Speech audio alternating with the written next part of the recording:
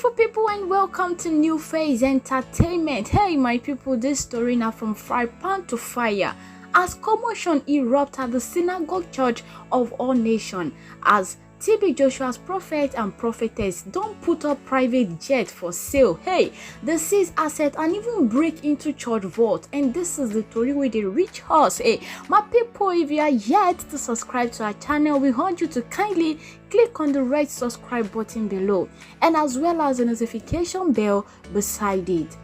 Following the news which was being revealed that the wife of the late founder of the Synagogue Church of All Nations, SCOAN, Pastor Mrs. Evelyn TB Joshua, and some other members of the church are reportedly embroiled in a battle over who takes over the church and its fortunes.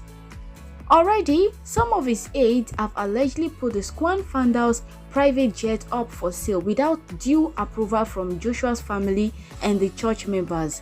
A concerned member of the SCOAN, Elder Emmanuel Kayode, told Kemi Ashefon exclusively that the clique has also momentarily seized some assets of the church while diverting funds from the church foreign partners to an illegal church account they newly created.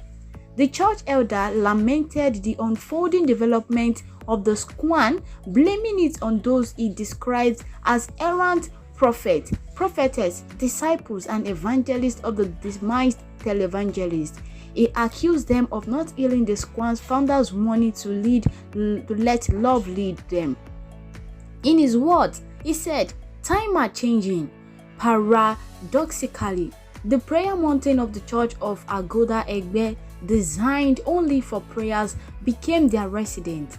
They completely abandoned their official quarters in the church and relocated to the mountain along with their attendants, where they are living large. The prayer mountain was embarrassingly and gradually becoming a place where they hold parties, conducting their businesses and private affairs, a development that was never in practice when TB Joshua was alive. None of TB Joshua's family is privy to all monies collected from partners all over the world during his burial and after the burial." Another reliable source in the church, who spoke in confidence, added that they took over the church strong room, cutting away the money with reckless abandon. Sometime in the thick of the night, they would come with several giant Ghana must go bags to cut away currencies to the mountain, not knowing they were being cleverly recorded. They have their bureau, they change. Their scheme and operation were well conceived, and they even went ahead to open another global network account without the church or family's knowledge.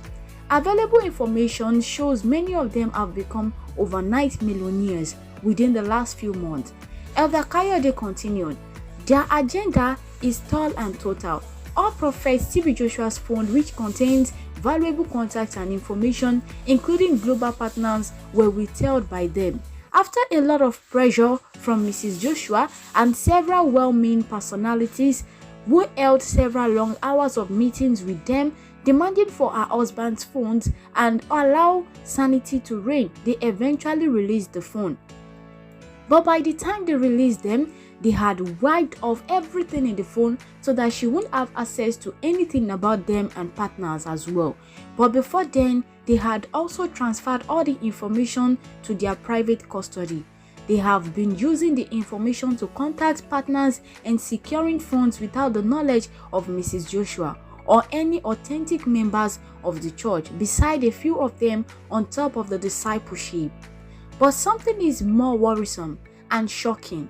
Without the knowledge of Mrs. Joshua and the family, these people of God now living on the prayer mountain arranged to sell TB Joshua's aircraft before the bubble burst. All arrangements had been perfectly sealed by them before the fraud was discovered, Elder Kayode stated. Our correspondent learned that following the death of Prophet Joshua, they said aides unilaterally constituted themselves into the apex council for the church and appointed within themselves a new general overseer, GO, and mommy GO.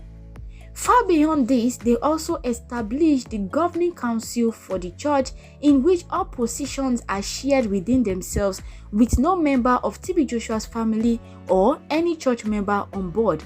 Ironically, These are mere TB Joshua's workers who are not even qualified to be called church members, because by the church constitution, for you to be recognized as a church member, you must also be a financial member. And this is a critical factor for membership, which none of them has. Another member of the church said, on condition of anonymity, saying that in a new telegraph learned that church members saw their actions as spiritual coup d'etat or a kind opportunistic spiritual gangsterism that is antithetical and inimical in the sanctuary, and became disenchanted. This matter wey dey on ground didn't get weight sotey and according to another person wey be say na Elder Kayode, said right from the moment of TB Joshua's passing, the errant disciples translated themselves into extraordinary uncontrollable authority and power with enormous and reckless freedom. They became worldly to the charging of church members with flagrant disrespect and nonchalant attitude to their mentor, TB Joshua's family as well. Many concerned church members became pissed off over their selfish desires and hypocrisy. So these so-called disciples were pretenders when Daddy was alive. One foundational church elder thinks aloud. Their lifestyle suddenly changed too.